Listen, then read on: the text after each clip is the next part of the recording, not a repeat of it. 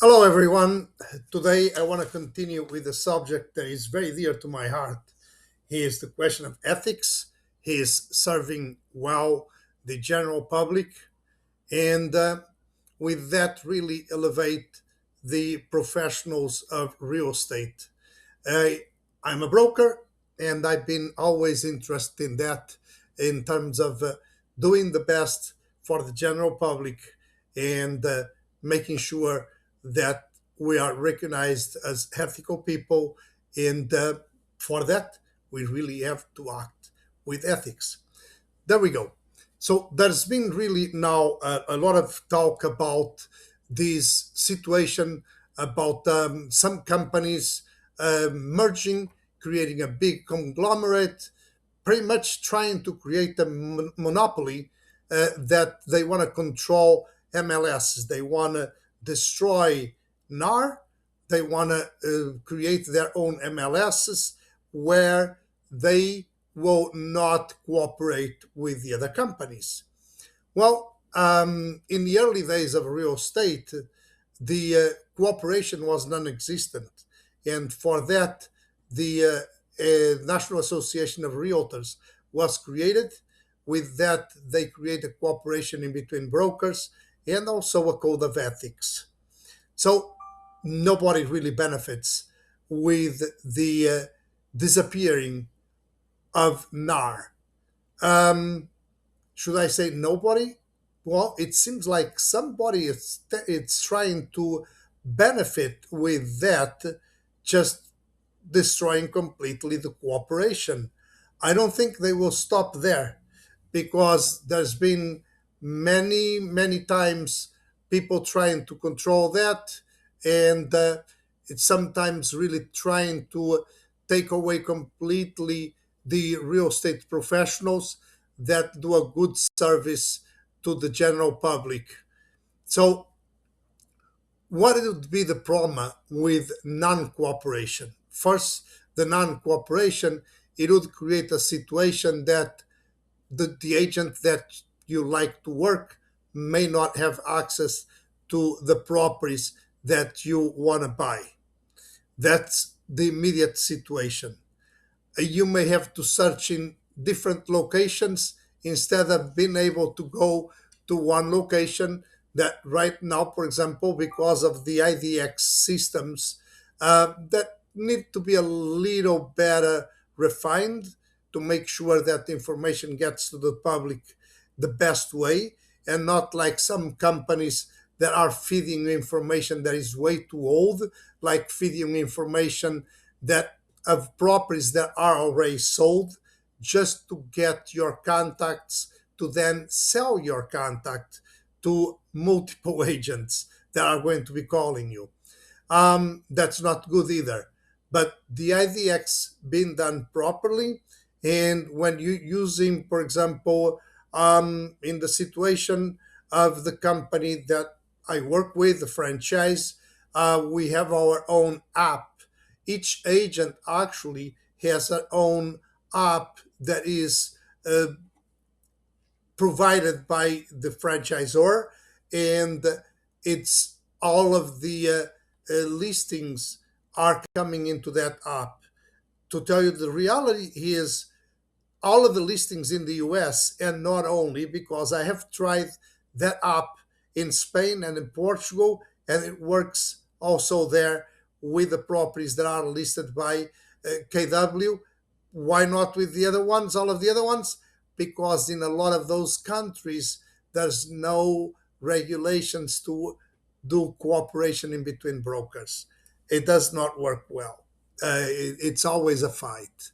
So having the cooperation, it is a very good thing.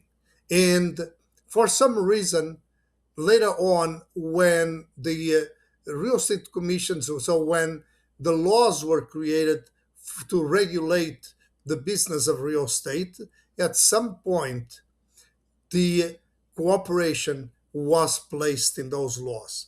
Um, it's not as strong as mandated by NAR, which it's a much better situation because NAR also imposes ethics, and the laws are not always ethical. I think ethics works very well because we start immediately with the golden rule: don't do unto others what you don't want to do to them to do to yourself. So if we go by that, and if we actually do the best thing to the general public and to the other agents, we really live in a really nice world to do business the right way and going to bed sleep well. I like that. I like to serve the general public. And as I used to say to the agents that work under my license, you do the best job to the client, the commission comes attached. It's one of those situations that people sometimes argue about the commissions, like the lawsuit that came in place last year in August. They claimed that there was not enough disclosure. Well, I can tell you that in New Jersey, I don't understand why we got involved into that, because before the closing of a property, before you get into the table of the closing, the commissions were disclosed at a minimum of 4 times to everybody. So I really don't understand that. I know that there's people out there looking for ways to sue all the time, and that's one of the problems in some situations. And actually, I know an attorney in New Jersey that used to tell to people, in New Jersey, anybody can sue anyone at any time. Um, you just have to live with that. But the reality is, then what happens when somebody sues you? You have to defend yourself. It's really one of those situations. Sometimes that lawsuit does not go anywhere because it's a frivolous lawsuit. But many times frivolous lawsuits make you waste money also. There's only one class that wins with that. It's the attorneys. And if you look at the senates everywhere, the Congress, the majority of those people are attorneys. So they make laws to satisfy their own business. But let's go back to this. NAR is very good for everyone, not just the agents.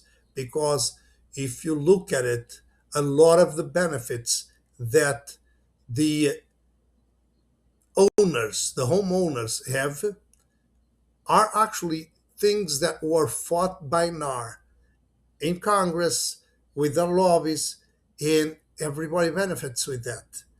Now, the situation with the cooperation, I can guarantee you that if you look for it, you will find in the statute laws that actually are the 11 semicolon 5-75 of the code, the administrative code of New Jersey. You will find them in there, and that's a very good thing that we have. That hopefully will not go away, and will prevail, making sure that ethics are part of our business and we treat everybody the best way, including the agents to each other. I want to leave you with the last thought for this video today, and that has to do with the choices that you make.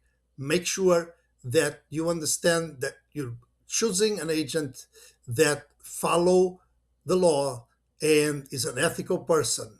You can see a lot through when these rules are followed. By first meeting, the agent should be giving you what we call the CIS form, Consumer Statement Information. Okay, the agent cannot be showing properties without doing the buyer agency agreement. And when you see forms that you have to sign, make sure that those blanks are filled up properly. So if you read or if you ask an explanation, that agent should be capable to explain the document. And one of the most important documents that you're going to sign is the offer.